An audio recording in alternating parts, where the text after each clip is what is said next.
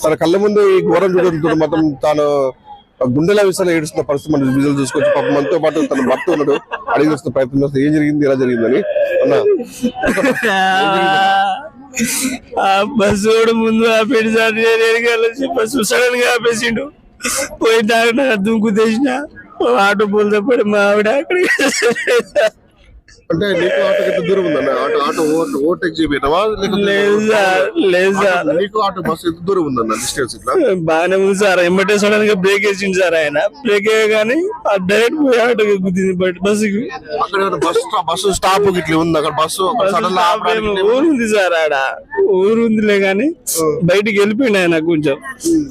అంత సడన్ గా బ్రేక్ వేసిండు, ఆటో వెనకాల పడిపోయి నేను పక్క తప్పకపోతే అందరూ పోయేటోళ్ళు సార్. ఇలా అందరు పోయేటోళ్ళు సార్, పిల్లలతో సహా పోయేటోళ్ళు.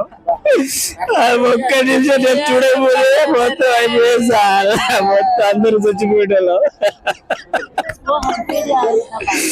తప్పిస్తే మా భార్య గీత పడిపోయింది సార్, ఇట్లా అడ్డ పడిపోయింది.